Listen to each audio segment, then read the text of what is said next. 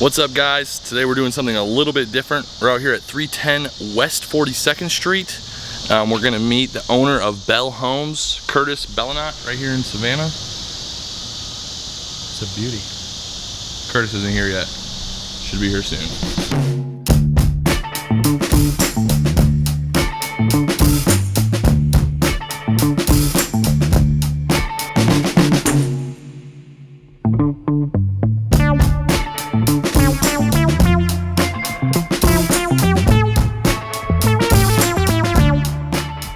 Hey guys, I'm here this morning with Curtis Bellenot from Bell Homes. Curtis, what's up? Hey, how's it going? Oh, a little bit of background. How'd you get started? So basically, I started this company while I was still in the military.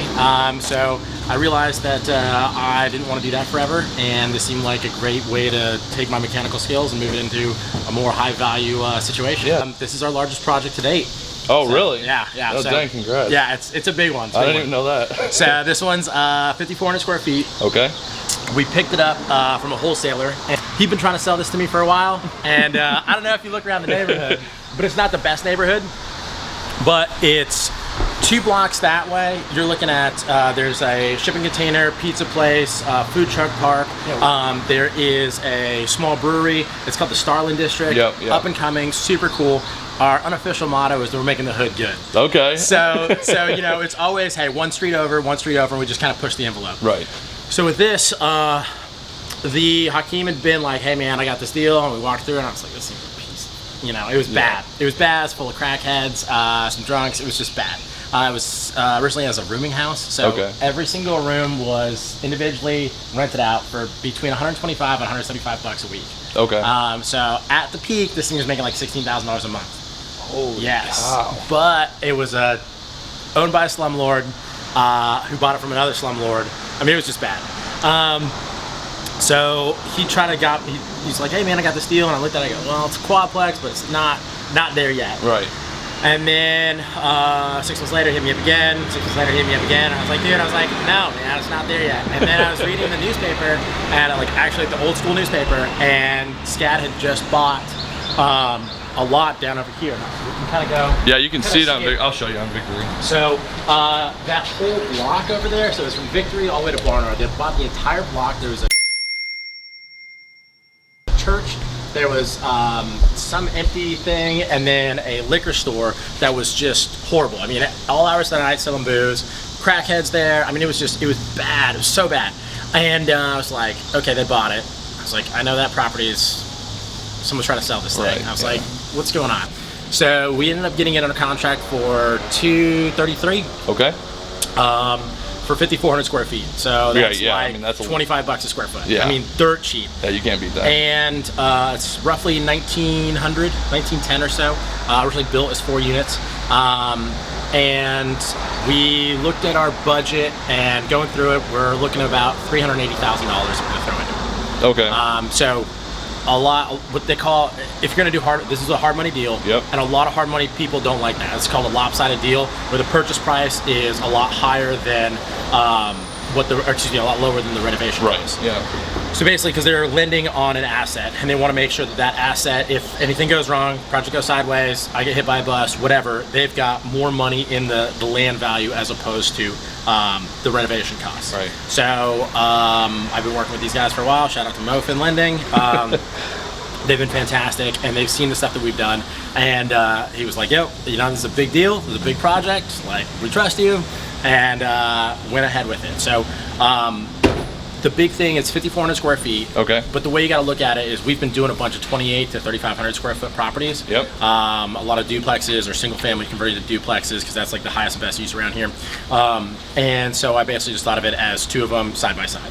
So that saves on our transportation costs, saves on material costs, everything like that. So the ARV, our after repair value, what I can sell it for versus what it'll appraise for is usually slightly different. Yeah. But we're shooting for about 1.2, 1.3. Once it's all said and done, through the banks as an appraisal. How much do you expect in rent out of each unit? So what size are these units? So each one is 3 bedrooms, 2 bathrooms. Okay. And so about 1,400 square feet each. And we're looking to get about $700 per bedroom, so about $2,100 each. The 3.2s aren't the best. rental, but they're great for getting in, getting the construction done, and not moving a bunch of stuff. That helps with permits, that helps with planning, all that other stuff. We do find the 3.2s though, they're not as good as 2.1s, nor are they as good as 1.1s, but it's not bad. Yeah. And we're gonna hold on to this building for a while.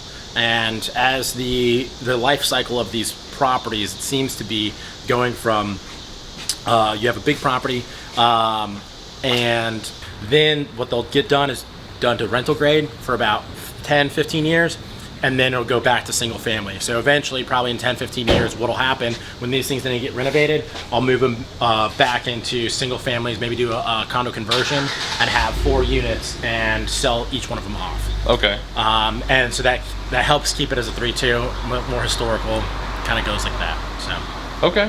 Heck yeah. So you want to take a tour of one? Yeah. Let's go. So they're all. So this is a mirror image of this side. I take that back. This used to be 4 2s. Okay. And so it was 4. It was like a shotgun style house. And these bedrooms are great. But yeah. So it was. Just imagine there was. The smell was terrible. Tons of cockroaches, carpet, bad stuff. It was nasty. So with this, we took it all the way down to the studs. We kept all the fireplaces. These windows are half original, half rebuilt. We saved what we could and then rebuilt the frames as well. So that is all fully redone to historical standards. New doors, new trim, new electric, new HVAC, new plumbing in every single unit. We got hot water heaters for the upstairs and downstairs in the lower unit. This is kind of a weird little spot right here, but what we find is a lot of times this will be bicycle storage for students. All 3 units, or all 3 bedrooms are basically the same thing. This is going to be the laundry. This is just a pass-through right now. We had to get all the drywall from that area into the other unit, and there are power lines over there. So. Oh yeah, I wouldn't have thought of that. Yeah. So we just cut a hole. So brand new electrical panel right there. Everything's up to code. These are the original floors. We're gonna do a few little patches, but we're gonna sand these and refinish them, and they'll be freaking fantastic. There was originally a bedroom here, so this would be the 4th bedroom. So you had kitchen, bathroom, and bedroom. Super claustrophobic. I could have gotten a higher rent with the 4th bedroom, but I don't like that. It's not the way that I like to do my stuff. So we opened this up, put a header here, We got new lights up here, new kitchen cabinets, tile floor. As you can see, we got the rosin paper on there. We're gonna trim all this out, put our rentals back in, and yeah, so this will be your living room area. We'll have a kitchen. This will have a nice big 18-inch hangover, so you can have like a breakfast bar. It's just a nice situation. It's just modern living, compared to a just rental grade style. So we'll also do this will get a it's like a dark black granite with like some really cool like features in it. It's kind of like swirly, almost looks like clouds. So we're trying to do it nice. Stainless steel appliances, washer dryers in every single unit. For our bathrooms, we have better than just cheap, crappy vanities. We've got nice lights, tile surrounds. This will have another piece of granite right on top that goes over. New toilets. This is all gonna be. Needs a new window. Got broken. And if we come into this one, same sort of thing. We've got. You got that? Okay, sweet. So penny tile right there, and then also a niche right there as well. For a rental grade, like nobody's putting niches right now in their rental grade units. So we try to make everything nice, a little bit nicer than everybody else is doing, so we can get the higher rents. So you don't have to worry and think about like, oh man, I'm living kind of in the hood, but as soon as I close the door and get in here, I'm in a nice place. How many of these have you done? How many like Brrrrs have you done? This is number 6 for the Brrrrs. Okay. So, yeah, we love it. It's great. When we cash out, so it's a cash out refinance. So we need to be all in roughly about 60 cents on the dollar, and then we cash out about 75 cents for the value. So it's a 75% loan to value that we'll get. Okay. So with that, so if we got, you know, if this thing appraises for $1 million, then we'll get $750 out of it. Okay. So, the upstairs, I think it's a little bit better, nicer unit. It's got more light. You got these nice big old balconies. We rebuilt all these porches. So, unfortunately, this brick was put in the 1950s, and this exterior wrought iron, or what I thought was wrought iron, is actually 1950s as well. So it doesn't qualify for the historical standards, so I can't get historical tax credits. Oh. Super bummer on that one, but it is what it is. What's considered historical? How far back do you have to go?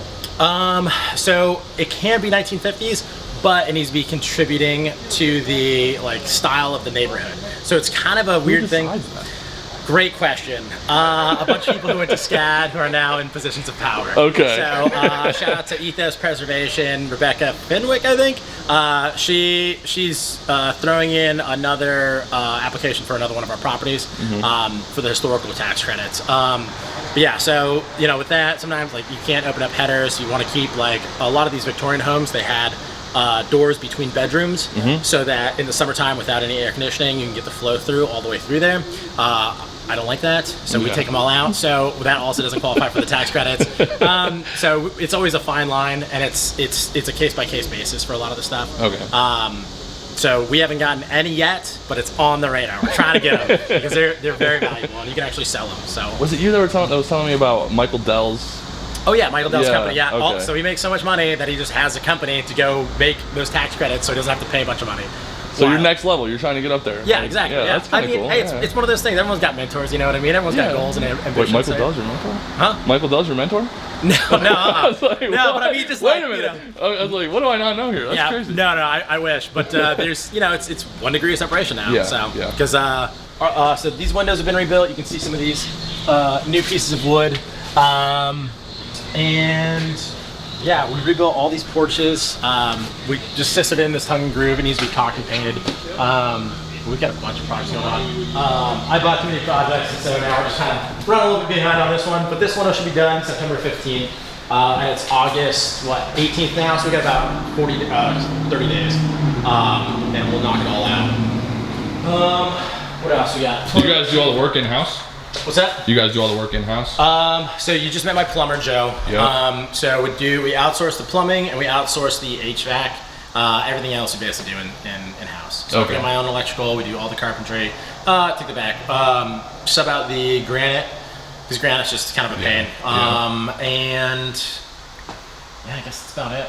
So yeah, we do basically everything else in house. It wasn't always like that. You know, I started out not doing basically anything.